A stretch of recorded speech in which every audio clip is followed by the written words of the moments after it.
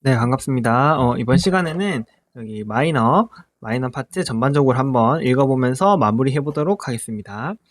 자, 먼저 신경과인데요. 신경과에는 뇌의 로컬라이제이션을 제가 한 문제 나오거나 안 나오기 때문에 혹시 하실 분은 하시고 안 하실 분은 조금 버리시는 것도 나쁘지 않겠다고 말씀드렸는데 그 파트부터 한번 해볼게요.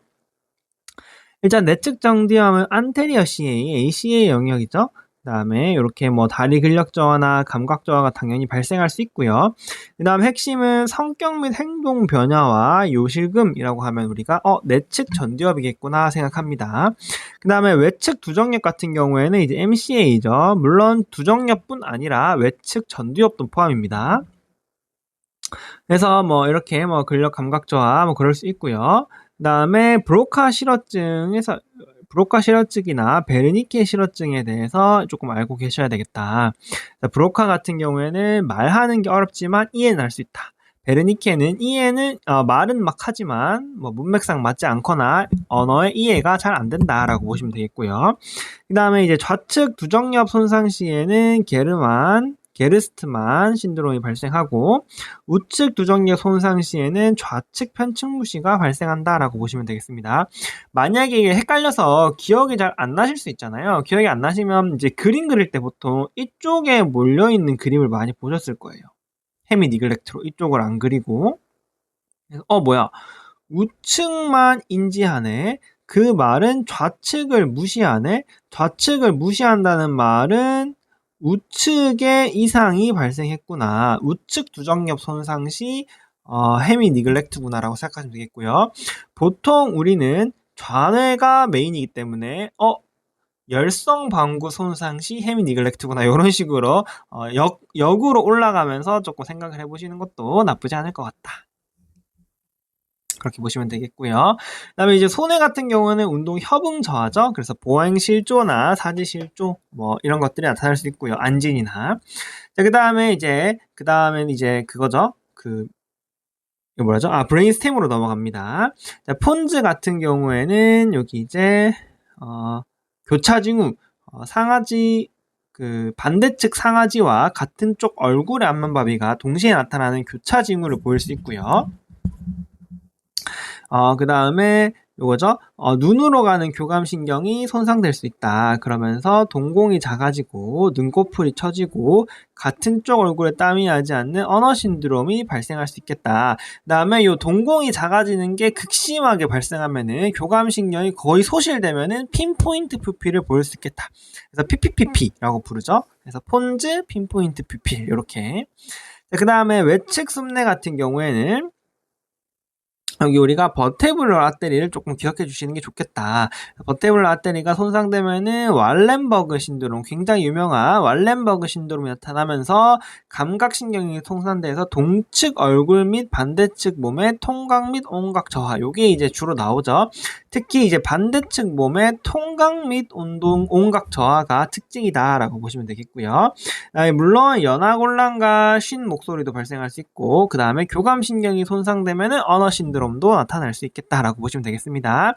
자, 그 다음부터는 이제 쉽죠. 그 다음에는 뇌졸중인데요. 주로 뇌졸중의 증상은 갑작스러운 편마비나 감각 저하가 주로 나오죠. 그래서 뭐 팔다리에 힘이 떨어진다거나 이렇게 우리가 뇌졸중인가? 라고 생각하셔야 되고 바로 CT를 찍어야 된다. 왜 CT를 찍어야 되냐면 이제 뇌출혈이 가장 메인이기 때문에 메인이라기보다는 급성으로 응급한 상황이 생길 수 있기 때문에 바로 비조형 CT를 촬영해서 뇌출혈을 룰아웃 해줘야 된다.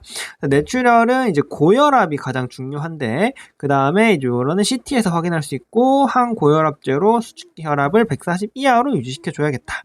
그 다음에 인크리즈드 인트라 크레니얼 프레셔죠. 그래서 뇌압이 두 개 뇌압이 상승하면 만니토를 투여해서 조금 줄여줘야 되겠다. 그래서 문제에서 막 뇌졸중의 증상이 있는데 CT에서 출혈은 없어. 그러면은 뇌경색입니다. 우리는 이렇게 진단하는 거예요. 물론 실제 필드에선 그렇진 않겠지만 우리는 뇌졸중이야. CT를 찍었는데 멀쩡해. 그럼 뇌경색인 겁니다. 그래서 CT는 이제 DWI를 찍어야 되겠죠. DWI를 찍어서 진단을 하고요. 그 다음에 뭐 이런 건 그렇다 치고 치료 같은 경우에는 급성과 만성적인 치료로 나뉘죠. 급성, 우리는 보통 증상 발생 4.5시간 이내, 정확하게 표현하면 last well known으로부터 4.5시간인데 어쨌든 4.5시간 이내에 금기가 없다면 혈전 용해제를 투여할 수 있고요. 그 다음에 큰 혈관 폐쇄기 하게 되면 기관적 혈전 제거술을 시행할 수 있겠다. 여기까지가 이제 급성기 치료죠. 이 이후에는 이제 항혈소판이나 아니면은 경동맥 내막 절제술 또는 스텐트 삽입술을 시행해서 하면 되겠다. 라고 보시면 되겠습니다. 여기 이제 요 파트 같은 경우에는 요런 증상을 보고 뇌졸중이다를 아셔야 되겠고, 그다음 바로 CT를 촬영해서 뇌출혈을 확인하고, 뇌출혈이 아니다라면은 사실상 우리는 뇌경색을 진단하는데 실제로는 DWI, MRI를 촬영한다. 그 다음에 뇌경색 같은 경우에는 치료가 이런 식으로 진행되는데, 주로 4.5시간을 기준으로 급성기면 혈전 용해제나 기계적 혈전 제거술, 그 다음에 만성적으로는 항혈소판제가 메인이고, 그 다음에 경동맥 협착이 원인일 경우에는 내막 절제나 스텐스 삽입술을 시행할 수 있겠다. 이렇게 보시면 되겠습니다.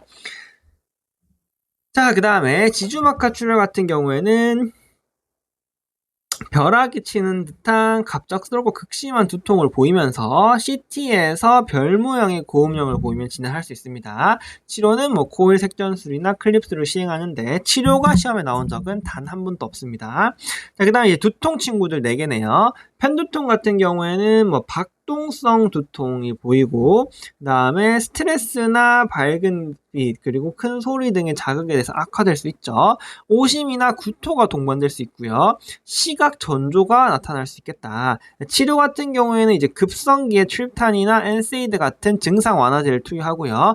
반복 시에는 프로프라놀로 예방적 치료를 진행할 수도 있겠다 보시면 되겠습니다. 자, 군발 두통 같은 경우에는 이제 젊은 남성의 소발하고 비슷한 시간대에 반복적으로 발생하는 것이 특징적이다. 그 다음에 통증과 함께 눈물, 콧물, 코막힘 등이 발생할 수 있겠다. 치료는 100% 산소 흡입을 하신다. 긴장형 두통 같은 경우에는 머리띠로 조이는 듯 하다라고 하는 특징적이 있고요. 긴장 이완요법이 중요하다라고 보시면 되겠습니다. 3차 신경통은 신경이 과흥분되는 거죠. 그러면서 이런 세수나 양치 같은 가벼운 자극만으로도 유발될 수 있습니다. 그 다음에 전기가 오는 듯하게 찌릿한 통증이 온다라고 보시면 되겠습니다. 자, 뇌진탕은 뇌가 흔들리는 거죠. 흔들리면서 일시적인 뇌기능 장애가 발생할 수 있지만 우리는 뇌 구조적인 손상이 없기 때문에 정상이다 라고 보시면 되겠습니다. 그래서 기본적으로는 경과 관찰하는데 이러한 두 개의 뇌 손상 위험 신호가 있다면은 뇌 CT를 촬영해야 되겠다 라고 보시면 되겠습니다.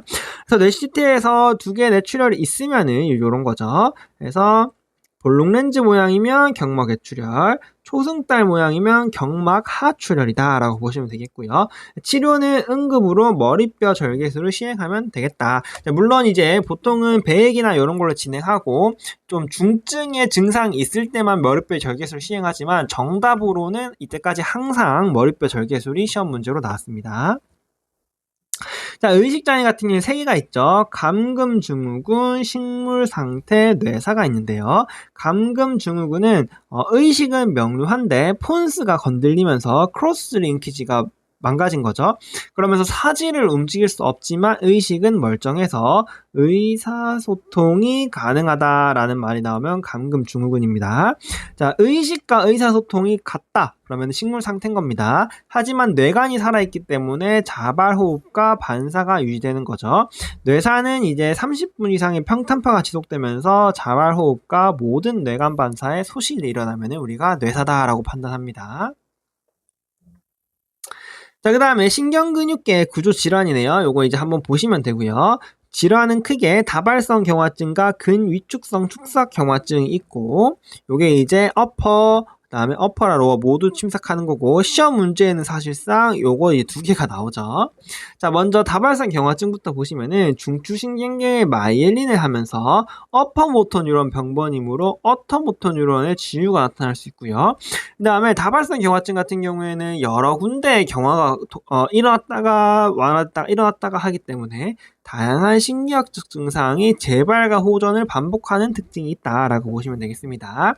자, MRI에서 이러한 탄수처 병변을 볼 수 있고요. 고용량 스테로이드를 투여하겠다. 한 번인가 나온 적이 있습니다. 자, 근위축성 축삭 경화증 같은 경우는 루게릭이죠. 그래서 어퍼와 로어를 구분하지 않고 모든 모터 뉴런이 퇴행하는 진행성 운동성 세포 질환이고요.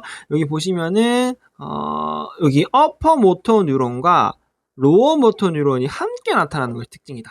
그래서 특이하게 근력은 감소하는데 반사는 항진되어 있는 굉장히 특이한 케이스죠. 그러한 게 있다. 자, 길랑발에는 감염 후에 어디 없나? 그런 말은 없네요. 어쨌든 감염 후기 때문에 뭐 발열이 있었다던가 감기 기운이 있었다던가 그 이후에 다리에서 시작해 위로 올라가는 대칭적 근력 저하와 DTR 감소를 보이며 우리가 길랑발해구나라고 생각하시면 되겠습니다. 치료가 진단 같은 경우에는 이런 안티 GM1 항체를 보거나 아니면은 신경 전도 검사를 통해서 실제로 근력이 떨어지는지를 확인할 수 있지만 시험에 안 나왔나 보네요. 표시를 안 해놨네요. 치료 같은 경우이 중요한데 치료가 IVIG다. 그래서 요거는 항체가 형성되는 자가 면역이기 때문에 스테로이드보다는 면역 혈청 글로불린이나 아니면은 면역 글로불린이나 아니면 혈장 교환술을 시행해야 되겠다. 자, 중증 근무력증 같은 경우에는 이런 아세틸콜린 리셉터에 대한 자가 항체였죠. 그러면서 반복해서 사용할수록 근력이 약해지는 게 특징적이다. 그래서 안검하수와 복시가 흔하고요. 진단이 중요합니다. 반복 신경 자극 검사로 진단하고 치료 같은 경우에는 피리도스티그민으로 아세틸콜린 에스터레이지 이니비터를 사용해 볼 수 있겠다라고 보시면 되겠습니다. 자, 그 다음에 이상 운동이네요. 자, 파킨슨은 이거 있는데 핵심은 뭐다? 안정시 떨림이다. 치료는 도파민 촬영으로 업테이크 감소를 확인해야 되고, 자, 가장 효과적인 치료가 뭐야? 레보도파죠. 하지만 이 레보도파는 장기간 사용했을 때 디스키네시아 등의 합병증이 발생할 수 있기 때문에 우리는 특히 젊은 환자에서 오래 평생 써야 되는데 오래 쓰면 부작용이 발생하니까 어릴 때 바로 레보도파를 쓰기보다는 도파민 아고니스트를 써서 최대한 레보도파를 투여하는 기간을 줄여보겠다는 거죠. 최대한 나중에 투여해보겠다는 거죠. 그리고 혹은 아멘타딘을 사용할 수 있겠다. 그래서 요거는 치료를 조금 알아두셔야 됩니다. 왜냐하면 모든 파킨슨에서 반드시 안정시 떨림이 주어집니다. 그래서 사실 도파민은 그때도 말씀드렸지만 사실 파킨슨병의 핵심은 운동 완만이 핵심이지만 어쨌든 우리는 시험을 푸는 입장에서 안정시 떨림이 반드시 나오기 때문에 우리는 이 레스팅 트레머를 보고 파킨슨을 진단을 하시면 되고요. 그 다음에 이제 도파민 촬영을 해야 된다는 거를 약간 팁 정도로 살짝만 알아두시면 되고 핵심은 치료입니다. 치료에 이 레보도파와 도파민 아고니스트, 아멘타딘을 모두 알고 계셔야 됩니다. 자, 그 다음에 이제 본태성 떨림은 운동시 떨림, 액션 트레머가 핵심이고 가족력이 있을 수 유전적 요인이 관여하는 걸로 알려져 있어서 가족력이 있을 수 있습니다. 특히 여성에서 주로 발생하기 때문에 딸과 엄마에서 발생할 수 있겠죠. 치료는 프로프라놀로 조금 증폭을 조금 억제시켜주면 좋겠다. 그다음에 노멀 프레셔 하이드로세팔러스네요. 정상압 수두증 같은 경우에는 CSF의 만성적인 흡수 장애로 발생하면서 여기는 보행장애, 특히 보행장애인데 여기 보행장애 요실금 보행장애에 요실금이 포함되면 우리가 진단을 하고요. 특히 이 보행장애에서 발이 땅에 붙은 것처럼 잘 떨어지지 않는다, 질질 끌어다닌다 라고 표현하면 우리가 MPH를 의심하면 되겠습니다. 치료는 배액을 해주시면 되겠습니다. 네. 그 다음에 이제 이비인후과 또 계속 이어서 말씀드려 보겠습니다. 자, 이계혈종 같은 경우에는, 요거 이제 먼저 말씀드리자면, 요게 이제, 여기를 기준으로 이제, 여기가 이제 웨이, 중이, 그 그 다음은 이제 뇌로 넘어가는 그런 파트입니다. 그럼 먼저 웨이부터 2개 한번 보도록 하겠습니다. 자, 이계혈정은 귓바퀴의 반복적인 외상이죠. 그래서 보통은 보통은이 아니죠. 한 번밖에 출제가 안 됐으니까. 자, 운동선수에서 흔하게 발생하면서 그 딱 밖에서 봤을 때 요 귓바퀴에 적청성 파동성의 혈종, 그냥 여기 피 찬 게 보입니다. 그래서 바늘 흡인 후에 트리암시놀론을 투여해서 스테로이드죠. 그래서 바늘 흡인 후 트리암시놀론을 투여하시면 되겠다.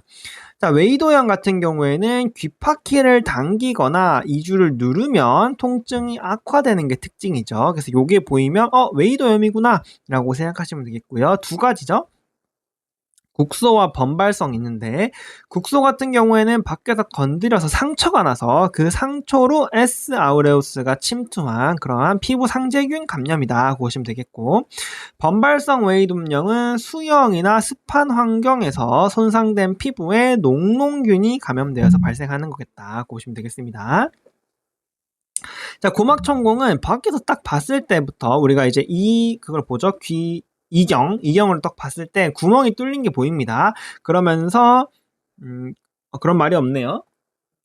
근데 제가 이제 그 사진 보여드렸을 때 그 고막이 찢어지면서 주변으로 부종보다는 좀 출혈이 보이는 그 경우에 우리가 고막천공이다라고 보시면 되겠습니다. 치료의 핵심은 귀를 건조한 상태로 유지하는 거기 때문에 기본은 경과 관찰인데, 급성 중이염에 의한 경우에 항생제를 투여해야 되는데 이때는 반드시 피오로 투여합니다. 자, 그 다음에 삼출성 중이염 같은 경우에는 사실상 중이염증이 아니죠. 아직은 염증이 없고 물만 차 있는 상태입니다. 그렇기 때문에 난청이 발생하면서 TV를 가까이서 보거나 잘 불러도 대답하지 않고 산만한 모습을 보일 수 있다. 이게 이제 특징적입니다. 치료는 경과 관찰인데 이러한 환기관 삽입술을 해야 되는 인디케이션에 대해서 반드시 알고 계셔야 됩니다. 그래서 4개월 이상 지속되거나 20dB 이상의 철력 손실이 있다면 환기관 삽입술을 시행한다. 요거 알고 계셔야 됩니다. 중요합니다. 그래서 여기 그 이비인후과 파트에서 딱 한 가지만 알 수 있으면 뭐 할래? 요거 알고 가겠습니다. 그 정도로 굉장히 중요하다 보시면 되겠습니다. 자, 그 다음에 급성 중이염 같은 경우에는 이러한 뭐 3초1, 5이고 어쩌게 할 수 있는데 요거죠. 발열과 함께 귀가 아프다라고 하시면 중이염이라고 보시면 되겠습니다. 이경에서도 뭔가 고막에 부종이 있는 게 조금 느껴집니다. 염증성 부종이 있는 게. 치료는 아목시실린이다라고 보시면 되겠다. 자, 진주종 같은 경우에는 만성적인 중이염으로 이후에 고막이 천공이 되면서 편평상피가 중이 안으로 자라 들어가서 각질이 축적되는 질환이다. 그러면서 주변 뼈를 침식하여서 이소골 손상이나 난청 및 악취나는 이류를 유발할 수 있다라고 보시면 되겠고요. 요거는 이경으로 딱 봤을 때 이경에서 뭔가 노란색이 뭔가 파고 들어가는 뭔가 그렇게 약간 아니면 귀가 녹아내리는 것 같은 그런 모습을 보입니다. 치료는 수술적 제거로 하시면 되겠다. 자, 그 다음에 이제 난청이네요. 자, 돌발성 난청 같은 경우에는 갑작스러운 편측성 청력 감소를 보이고 연속된 3개의 주파수에서 30dB 이상의 감각신경성 난청을 보이면 진단한다라고 되어 있는데 그냥 광범위하게 뭔가 전반적으로 훅 떨어져 있다라고 보시면은 돌발성 난청이라고 보시면 됩니다. 그래서 갑작스럽게 한 데시벨이 국한돼 있지 않고 여러 데시벨에서 전반적인 청력 손실을 보이면은 돌발성 난청이라고 생각하시면 되고요. 고용량 스테로이드를 즉시 투여한다라고 보시면 되겠습니다. 자, 노인성 난청 같은 경우에는 이제 만성적으로 진행하면서 양층성이고요. 그다음에 고주파수부터 감소하는 특징이 있다고 보시면 되겠습니다. 그때 그 난청 4가지를 제가 다 비교해 드렸죠. 그 다음에 퓨어톤을 보시는 것도 조금 아셔야 됩니다. 그래서 각 난청의 퓨어톤의 특징을 조금 알고 계시는 게 좋겠다. 자, 직업성 소음성 난청은 사실 예방의학 파트죠. 그러면서 4kHz 노치가 특징적이다. 4000에서 확 떨어지는 게 특징적이다라고 보시면 되겠습니다. 자, 메니에르 얘가 이제 2번째로 가장 중요한 거죠. 메니에르 같은 경우에는 어지럼증과 이명 그리고 이충만감이 동반되면 우리가 거의 진단하신다고 보시면 되겠습니다. 어지러운데 귀도 아파. 아니면은 어지러운데 귀가 삐 소리가 나. 그러면은 우리가 메니에르다라고 보시면 되겠습니다. 그다음에 피오톤에서 저주파의 감각, 이거 좀 빨간색으로 할까요? 굉장히 중요하니까 어지러움과 특히 이명이 중요하고요. 그다음에 저주파의 감각신경성 난청이 중요하다라고 보시면 되겠습니다. 치료도 중요합니다. 치료에서 저염식과 이뇨제를 통해서 지금 물이 차서 문제니까 내림 축적을 줄여서 발작을 예방하고요. 급성기에는 항히스타민제를 투여한다라고 보시면 되겠습니다. 그래서 이비인후과에서 나는 지금 급하다. 물론 급하신 분들은 이미 다 치셨겠죠. 어쨌든 언제 보실지 모르니까 이 영상을 나 지금 급해 라고 보시면은 요것과 요거만 알고 가셔도 엔간하면 맞출 겁니다. 엔간하면 둘 중에 나오거든요.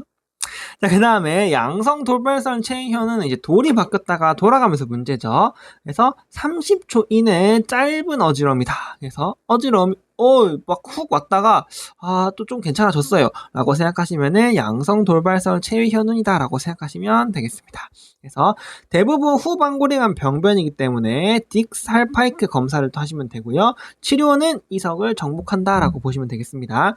그 다음에 국시에는 아직 한 번도 나온 적이 없는데 임종평이 사랑하는 질환이죠. 그래서 임종평에서 얘가 왼쪽 후보고인지 오른쪽 후인지 뭐 왼쪽 수평인지 수직인지 막 이렇게 막까지 내는 문제가 있습니다.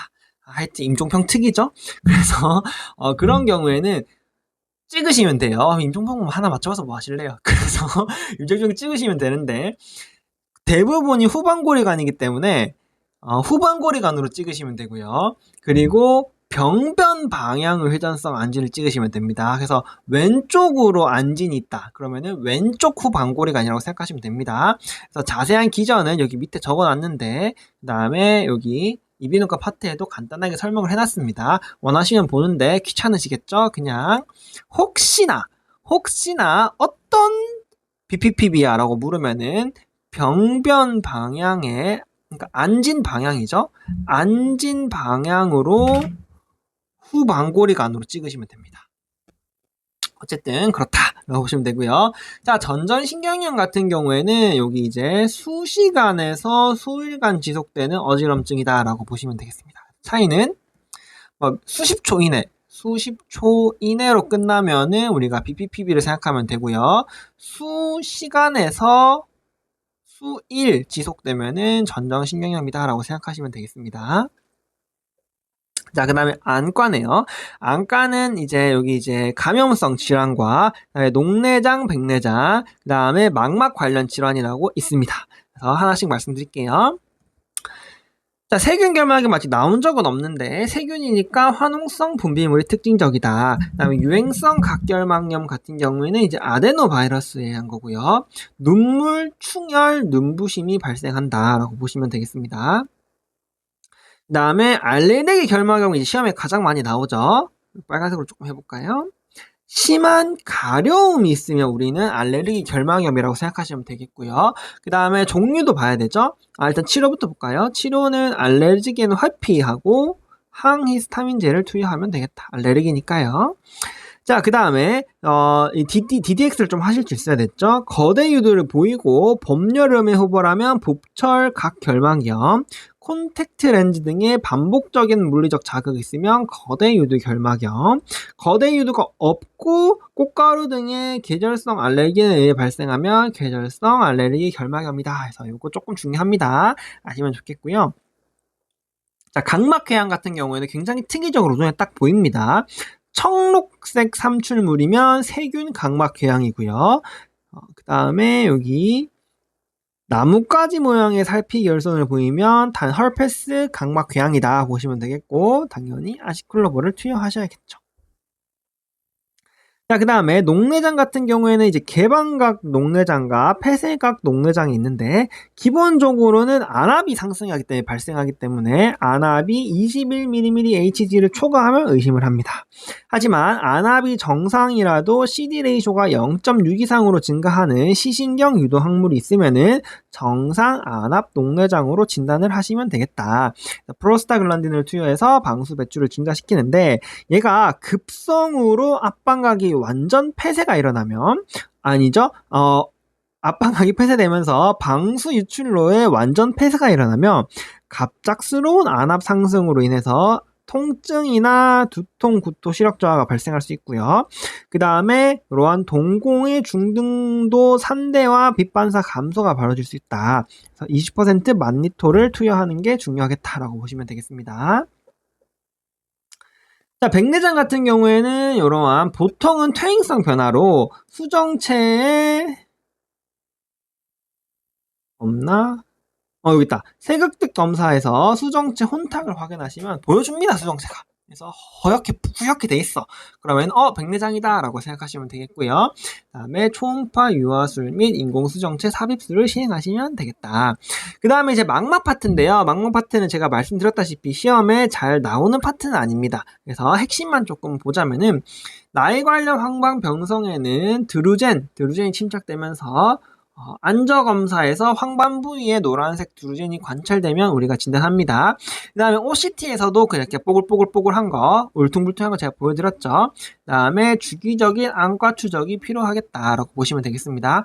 그런데 얘가 지속되면서 산소 공급이 감소하면서 VEGF가 증가하고 신생혈관이 발생하는 삼출성으로 진행할 수 있죠.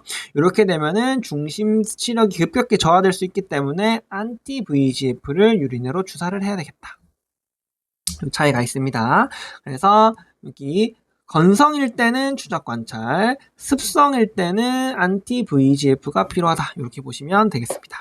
자, 망막 박리 같은 경우에는 여기 보시면은 빛이 없어도 번개가 치는 듯한 반짝거리는 광시증, 그 다음에 이러한 비문증, 그 다음에 커튼이 내려온 듯한 시야 제형과 시력 저하가 나타날 수 있다.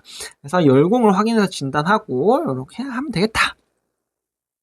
자, 망막 동맥 폐쇄는 굉장히 유명한 체리 레드 스팟이 나타나죠. 그 다음에 이러한 특이적인 반사가 있었죠. 환측은 다 안 되는데 반대측에 눈을 비췄을 때 환측의 간접 반사는 정상적으로 일어나는 그러한 특징적인 반사가 있었습니다. 조금 확인해 주시면 좋겠고요.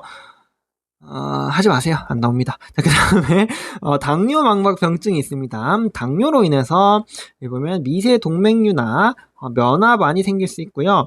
치료는 뭐냐 하면은, 여기 보시면은, 혈당을 더욱 철저하게 조절하는 게 중요하겠다고 보시면 되겠고요. 자, 옵틱 디스크에 신생혈관이 생길 정도로 중증의 증식성 당뇨 망막 병증이 발생하면 어쩔 수 없이 주근에는 버린다. 이렇게 해서, 범망막 광응고술로 정상 망막의 혈류를 집중시킬 필요가 있겠다라고 보시면 안과입니다. 자, 그 다음에는 이제 정형외과네요. 정형외과 같은 경우에는 어깨, 그 다음에 뭐 상지, 디스크, 그 다음에 뭐 하지, 그 다음에 골절 합병증까지 이렇게 있겠다. 자, 먼저 어깨는 시험에 먼저 나오는 결관절 전방 탈구부터 할까요? 뭐 요런 걸로 보시는데 엑스레이를 보시면은 탈구가 확인이 됩니다. 딱 봐도 탈구예요. 그러면은 이러한 스팀슨 도수 정복을 시행하면 되겠다. 자, 그 다음에 회전근개 파열과 유착성 관절낭염은 사실상 얘네들이 우리 실습 볼 때나 아니면 요럴 때 얘기는 많이 들어보셨을 거예요. 로테이션 커프 파열 같은 경우에는 근육의 파열이니까 능동적인 어깨 운동에 제한이 생기지만 수동 운동은 가능한 특징이 있습니다. 유착성 관절낭염은 얘가 움직임 자체가 제한되기 때문에 능동 및 수동 모두 제한되는 게 특징적이다라고 보시면 되겠습니다. 자, 요골신경 손상은 휴머럴 셰프트에 골절되면서 라디알 그루브를 따라서 주행하는 라디알 널브가 손상되는 질환이죠. 휴머럴 셰프트 골절을 엑스레이로 확인하시고 그다음에 얘가 담당한 익스텐서 머슬들이 마비되면서 리스트 드랍이 발생하면은 우리가 진단할 수 있겠다 보시면 되겠습니다. 자, 그 다음에 정중신경 손상 같은 경우에는 요 카파터널 신드롬이죠. 그러면서 이렇게 보시면은 이러한 특징적인 앞쪽 손가락에 저림이 발생하면서 손목을 두드렸을 때 발생되는 티넬 사인과 손목을 굽혔을 때 심해지는 팔른 사인을 보일 수 있고 검사는 신경 전도 검사가 중요하겠다. 기본적으로는 보조적 치료인데 근력 저하나 증상이 재발하는 경우에는 수근강 감압술 수술을 진행할 수도 있겠다라고 보시면 되겠습니다. 자, 그 다음에 추간팔 탈출증 같은 경우에는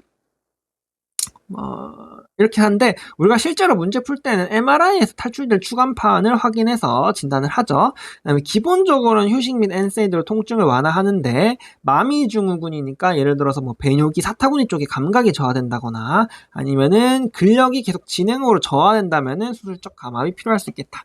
그래서 이 파트는 진단은 사실 뭐 이거는 우리가 CPX 할 때 이런 게 중요했죠. CPX 할 때 이런 게 중요한데 사실상 이런 게 이제 시험에는 중요하진 않고요. 시험에서는 요 MRI를 보고 진단을 하시면 되고 치료를 대증 치료할래 아니면 수술적 감압할래를 조금 결정할 수 있으면 좋은데 마미증후군보다는 보통 이제 근력 저하가 시험 문제로 많이 나오고요. 대부분은 여기 엔세이드 통증 완화가 정답으로 채택됐습니다. 자, 골다공증성 척추 압박 골절 같은 경우에는 당연히 폐경후 여성에서 흔하겠죠. 그러면서 MRI나 엑스레이에서 앞쪽 척추체의 쐐기 모양 압박 골절을 확인하시면 되겠고요. 여기는 휴식 및 엔세이드로 치료를 하시면 되겠다. 자, 고관절 후방 혈투에는 엑스레이로 탈구를 딱 보입니다. 그렇기 때문에 응급 도수 정복을 진행하시면 되겠습니다. 자, 무릎 관절 탈구 같은 경우에는 딱 엑스레이에서 탈구를 또 보여줍니다. 제가 말씀드렸지만 정형외과 같은 경우에는 엑스레이를 보고 진단 및 치료 이런 순서대로 진행된다고 보시면 되겠습니다. 자, 그 다음에 무슨 영상 검사부터 할래 하면 CT 안지오그래피나 도플러 초음파로 슬화동맥의 손상 여부, 팜리티얼 아테리의 손상 여부를 반드시 판단해야 되고요. 출혈이 없다면 인대 손상을 확인하기 위해서 MRI를 측정한다. 이거 조금 알고 계시면 좋을 것 같습니다. 자, 그 다음에 골절 합병증은 지박색정과 급성구획증후군인데 이 급성구획증후군이 시험에 많이 나오죠. 그러면서 이러한 통증과 함께 우리가 보통 무맥 요런 게 보이면 우리가 진단을 하고요. 근막 절개술이나 아니면은 압박을 하고 있는 것을 즉시 제거한다. 지방색정 같은 경우에는 골절 후에 호흡곤란이 발생하면 진단을 하고요. 산소를 공급해서 치료를 하시면 되겠다. 한 번 딱 나온 적이 있습니다. 네, 자, 피부과 계속해서 말씀드려 보겠습니다. 피부과는 요 감염성 질환이랑 접촉 피부염, 약물 발진 요렇게가 가장 중요했죠. 그래서 일단 감염부터 볼게요. 농가진 같은 경우에는 뭐 영유아에서 주로 발생하고요. 벌꿀색 가피가 특징적이다. 그 다음에 아직 국시에는 시험 치료까지 나온 적은 없지만 또 임종평이 사랑하는 질환이라서 미표로신 정도는 알아두시면 좋겠다. 자, 오목각질 융해증은 옛날에 17년도인가 한번 출제된 적이 있습니다. 그래서 이러한 뭐 분화구 같은 작은 구멍에 더불어서 휘발성 악취가 난다. 그래서 각질층을 분해하기 때문에 이런 건데 땀이 많거나 통풍이 잘 되지 않는 신발을 오래 신는 군인에서 호발한다. 자, 백성과 어우러기는 이제 진균이죠. 그래서 KOH에서 균사가 보이는 특징이 있는데 백성 같은 경우에는 포자가 없고 어우러기는 포자가 있다. 치료는 둘 다 항진균제로 보시면 되겠습니다. 생긴 거는 백성 같은 경우에는 경계가 뚜렷한 고리 모양이 홍반성 인설이고요. 어우러기는 이제 모낭 관련해서 하기 때문에 땀이 많이 나는 환경에서 증식한다. 사실 뭐 딱 한 문제씩밖에 나온 적이 다들 없기 때문에 그것도 요 한 문제라는 게 26년도를 의미하는 게 아니죠. 17년도까지 거슬러 올라갔을 때 거의 10년에 걸쳐서 각각 한 번씩 나온 문제이기 때문에 사실 좀 그렇죠. 자, 그 다음에 이제 오음이 그나마 2번 출제되었는데요. 요양원 등의 노인 단체 시설에서 집단으로 발생하면서 굉장히 심한 가려움이 특징적이다라고 보시면 되겠고요. 이제 퍼메틴 크림 5% 크림을 사용한 다음에 접촉자도 함께 치료하고 세탁 및 소독 후 3일간 사용을 금지해야 된다. 그래서 이런 특징적인 게 있고요. 피부과에서 2가지 질환만 골라주세요 하면 접촉 피부염과 약물 발진입니다. 요거 2가지만 알아도 사실 크게 문제는 없습니다. 그래서 접촉 피부염부터 볼게요. 자, 외부 물질이 피부에 접촉하여 발생하는 습진성 피부염이고요. 요런 뭐 세제라든지 기저귀 뭐 이런 것도 있고 특히 장신구에 니켈, 염색약 이런 것들이 있죠. 그래서 새로운 물질에 노출된 이후에 증상이 발생했다면 의심을 하고요. 자, 알레르기성은 첩포 검사로 진단을 할 수 있겠죠. 남의 원인 물질을 회피하고 국소 스테로이드를 도포한다. 그래서 막 뭐를 하고 났는데 일주일 전에 뭘 했더니 5일 전부터 갑자기 이러네 하면서 경계가 뚜렷한 발진을 보이면은 의심하시면 되겠습니다. 그래서 진단만 하시면 되기 때문에 크게 어렵지도 않고 시험 출제는 굉장히 많이 되는 파트입니다. 자, 지루피부염은 17년도인가 딱 한 번 나온 적이 있습니다. 근데 임종평이 사랑하는 질환입니다. 임종평이 거의 2년에 한 번씩은 꼭 나오는 것 같아요. 마이너인데 그 정도 빈도면 굉장히 사랑하는 거죠. 이유는 잘 모르겠는데. 하여튼 요건 이제 피지 관련된 질환이라서 피지 분비가 많은 두피나 얼굴 등에서 호발한다. 요게 특징적이고요. 그래서 얼굴이나 두피에 뭔가 막 좀 기름기가 많은 분들 혹은 스트레스나 이런 원인들에 의해서 호전과 악화가 반복하는 경과를 보이면은 우리가 진단을 하고요. 특징적인 어떤 건지까지 알 필요는 없는데 그냥 샴푸나 크림을 잘 사용하면 된다. 이렇게 기억하시면 되겠습니다. 뭐 안 하셔도 되고요. 국시에는 어차피 잘 안 나오니까. 자, 그다음에 중요하죠. 약물 발진 같은 경우에는 요 막 항생제나 내가 뭐 때문에 병원에서 무슨 약을 먹고 있어. 혹은 내가 뭐 관절약이 아파서 뭐 진통제를 먹고 있다던가 항생제나 NSAID 관련된 소염 진통제를 복용했을 때 발생하는 질환입니다. 그래서 보통은 이렇게 전신적으로 펴지는데 국시 같은 경우에는 요 고정 약물 발진을 주로 많이 나기 때문에 그 특징적인 그 병변, 갈색 색소 심착이 남는 그 특이한 병변을 조금 기억을 해주시면 좋겠고요.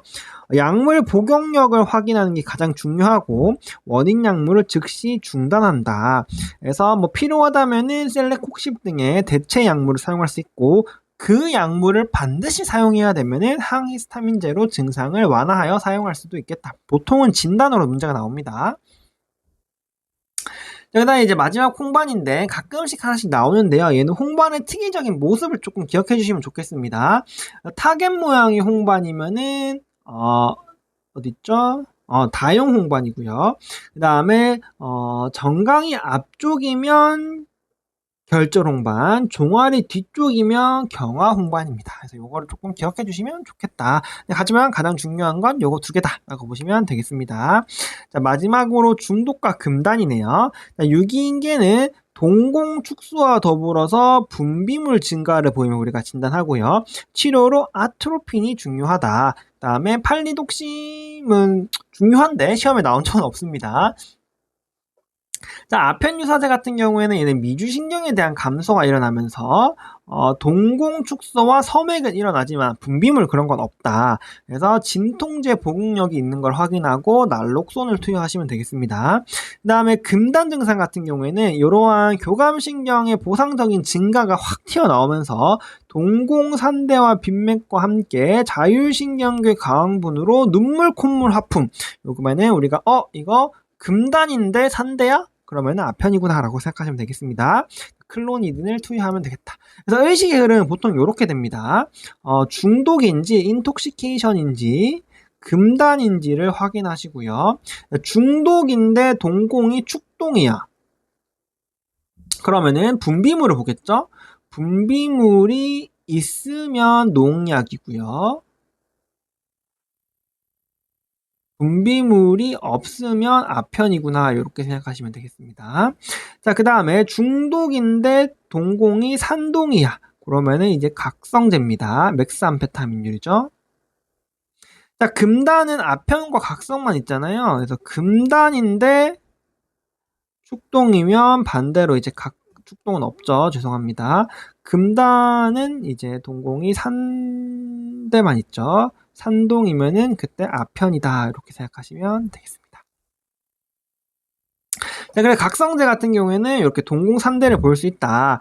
치료는 벤조다이아제핀을 투여해서 흥분을 억제하고요. 금단 시에는 극심한 피로와 우울을 보일 수 있다. 얘는 금단 시에 부교감 신경이 항진되는 건 아니기 때문에 그냥 교감 신경 항진이 줄어드는 거기 때문에 동공 축동까지 일어나지는 않습니다. 조금 우울하고 조금은 아니죠. 극심하게 우울하고 극심하게 피로를 보일 수 있다. 차이가 있습니다. 자, 일산화탄소는 보통 연탄이나 번개탄 같은 걸 많이 주고요. 일산화탄소와 헤모글로빈을 확인해야 되고, 자, 100% 산소, 이게 이제 조금 중요합니다. 100% 산소를 공급하는데 의식 저하가 있다면 고압 산소요법이다. 이거 중요합니다. 자, 파라캅 같은 경우에는 화학적인 화상을 일으키면서 푸른색 궤양성 병변을 보이는 게 특징적이다. 독성 알코올 같은 경우에는 메탄올은 시력 저하, 에티닐글리콜은 칼슘 옥실레이트가 특징적이고 치료는 에탄올을 투여하면 되겠다. 자, 아스피린 같은 경우에는 어디있죠? 과호흡이 특징적이고 그다음에 ABG에서 이러한 특성을 보이면은 진단을 하겠다. 치료로 혈액투석이 나온 적이 있다라고 보시면 되겠습니다. 자, 그다음에 이러한 약물 과다 복용은 다 이름을 말해준다 했습니다. 벤조다이아제핀이면 플루마제닐, 결핵약이면은 피리독심, 아세타미노펜이면은 N아세틸시스테인이다라고 보시면 되겠고, 벤조다이아제핀은 금단이 있기 때문에 테이퍼링까지 필요하겠다라고 보시면 되겠습니다. 이렇게 마이너가 끝났고요. 그 비뇨기과 같은 경우에는 문제가 요즘 최근에 나온 적이 단 한 번도 없습니다. 보통 이제 신장에 관련되거나 아니면 감염에서 유리너리 트랙트 인펙션 쪽으로 문제가 나오지 비뇨기과가 사실 비뇨외과잖아요. 비뇨외과 쪽으로는 시험 문제가 그렇게 나오진 않고 있기 때문에 하진 않았습니다. 그 마이너 자체가 신경과를 제외하고는 전반적으로 출제 빈도가 굉장히 떨어지는 파트이기 때문에 중요한 질환의 핵심 워딩으로 진단만 하시고 그 다음에 가장 대표적인 치료 정도만 기억해 주시면 충분할 것 같습니다. 네, 수고하셨습니다.